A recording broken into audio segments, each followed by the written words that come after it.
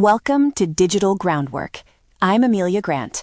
Today, we're digging into deepfakes, what they are, why they matter, and crucially, what you and organizations can actually do about them.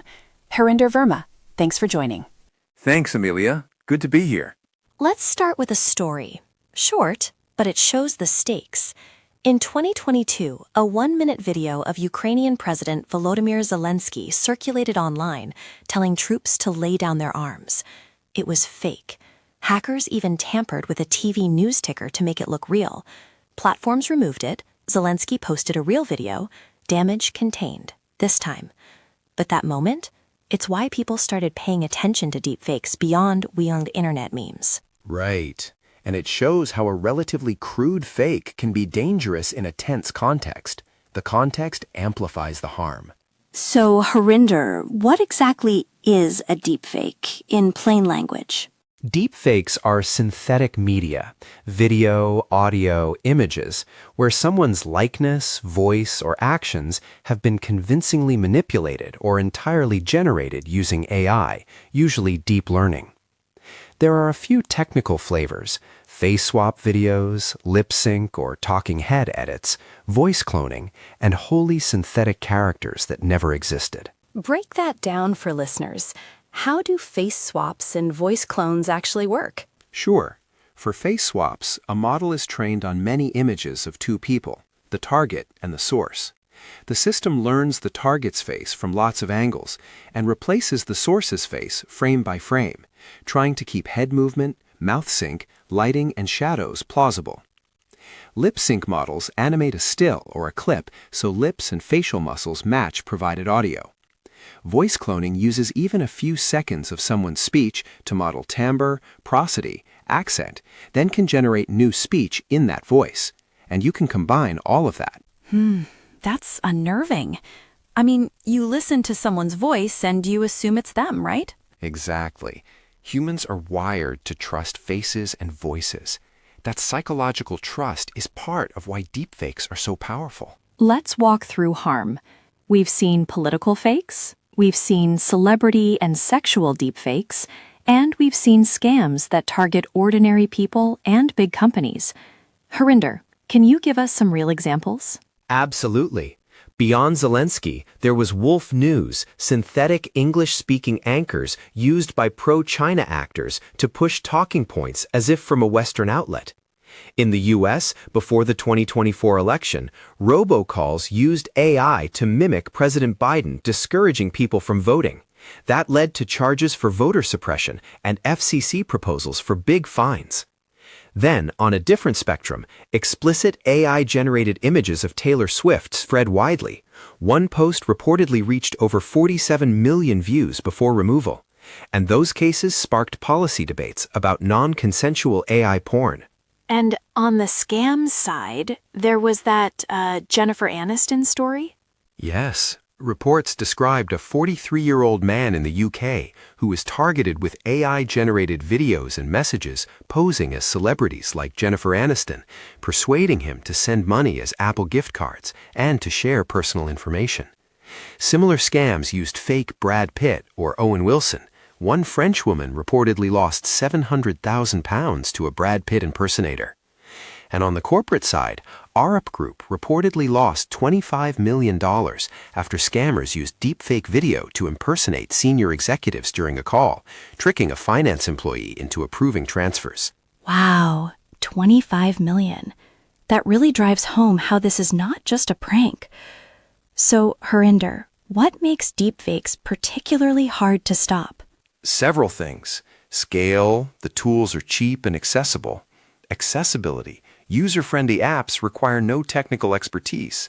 The psychological impact. We trust faces and voices.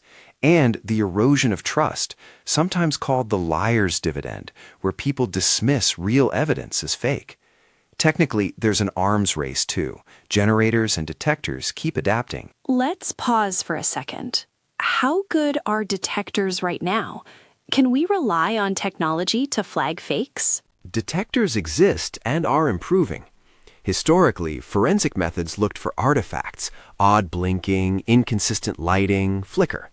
Modern detectors use large ML models trained on many examples to pick up micro-expression timing, audio lip inconsistencies, frequency anomalies. They output probability scores. But there are problems. Adversaries adapt to fool detectors. Detectors trained on one tool may miss fakes from another, domain shift, and false positives can be weaponized to discredit real footage. So detection helps, but it's not a silver bullet. So we need something more robust.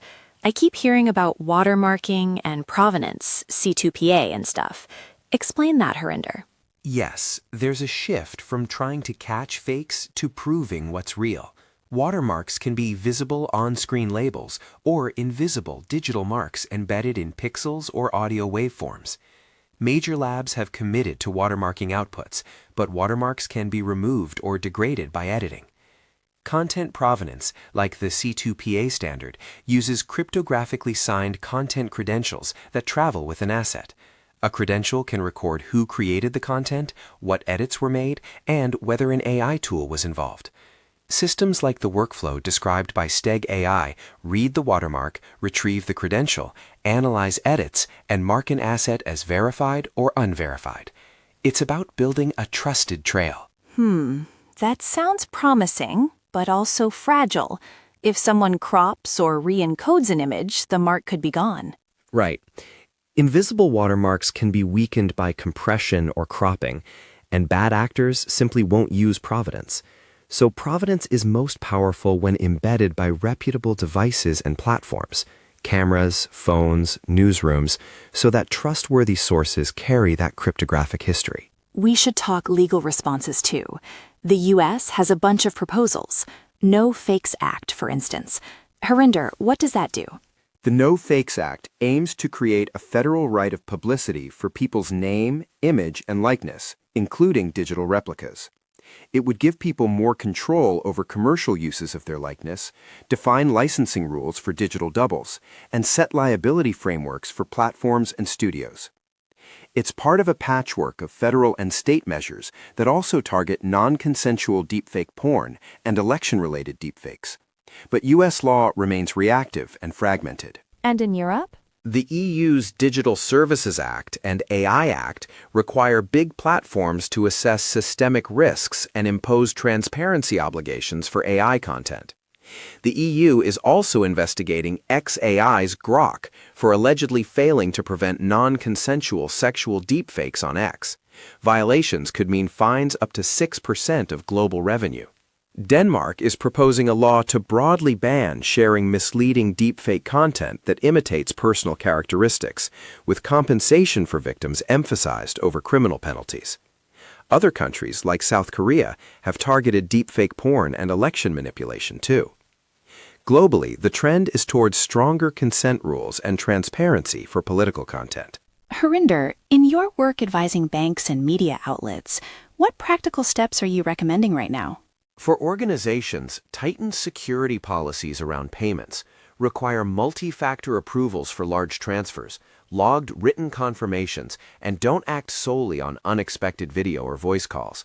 Train employees to spot deepfakes and to follow reporting processes. Deploy verification tech where feasible, digital signatures for official videos, provenance standards for communications, and tools that scan inbound media. For platforms and AI developers, default watermarking, user-facing labels, and stronger policies against non-consensual deepfakes are key. And for individuals listening, what can a regular digitally active person do to protect themselves? Several practical steps. Slow down before reacting. Check reputable outlets and official statements. Look for inconsistencies in video and audio. Use reverse image searches to see if footage is recycled. Lock down private media. Avoid posting high-resolution intimate photos publicly. Set up monitoring. Google Alerts for your name plus video or leak can help. If targeted, document everything. Report to platforms immediately and contact legal or digital rights groups.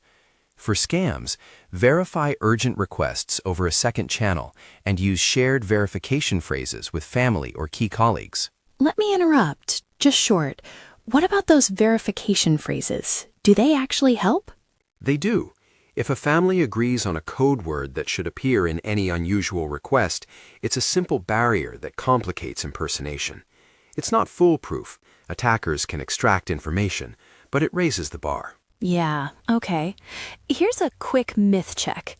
People often say, I'd spot a deepfake easy. Harinder? That's a common misconception. Studies have shown people often do only slightly better than chance at distinguishing high-quality deepfakes from real videos, especially under time pressure or emotional response. Cheap edits, so-called shallow fakes, or audio-only deepfakes can be especially effective because we don't expect them, and we don't scrutinize voicemail or quick clips the way we would a long investigative report. So, what's the long view? Are we stuck in an arms race forever? Probably an arms race of sorts, yes. But the future isn't only technical. We're moving toward ubiquitous, provenance-trusted devices and apps that attach content credentials by default, and stronger media literacy in schools and public life.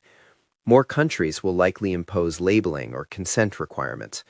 Still, detection will remain imperfect, so social, legal, and cultural changes are as important as better algorithms. Harinder, a lot of listeners work in media, tech, policy, and business. If they take away 3 concrete actions from this episode, what should they be? 1. Implement verification steps for financial approvals. No single-person transfers based only on an unexpected call. 2. Adopt content provenance standards and insist on digital credentials for important communications. 3. Invest in training. Teach staff what deepfakes look like now and establish clear reporting pathways. And a bonus, plan communication strategies for when you're targeted. Quick, verified responses can limit harm. Great. Quick reactions. Harinder, anything that makes you cautiously optimistic? Yes, there's momentum. Industry coalitions are building provenance standards, governments are legislating, and platforms are taking more responsibility. It won't be perfect, but combined measures can reduce risk and make abuse more costly. And anything that keeps you up at night?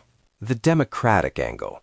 When fakes can influence votes or discredit real evidence, the consequences go beyond individual victims to institutions and public trust. If we fail to act comprehensively, technical, legal, and cultural, the liar's dividend grows, and that's hard to undo. Final practical note for listeners. Your instinct to be skeptical is good. Use it. Slow down, verify, keep private things private, and make shared verification plans with family and colleagues. If you're an organization, assume you'll be targeted and build processes accordingly. And if you or someone you know is a victim of a non-consensual deepfake, document everything and reach out to platforms and legal or advocacy groups quickly. Time matters in takedowns and legal claims. All right, that wraps our deepfake primer series. Serious, cautious, but not helpless. Harinder, thank you. This was clear and practical. Thanks, Amelia. Appreciate the conversation. Listeners, we'll post links to resources we discussed, including C2PA and coverage of the big incidents, on our episode notes. Stay vigilant and stay kind. These tools can harm real people in real ways. I'm Amelia Grant. Thanks for listening to Digital Groundwork. See you next time.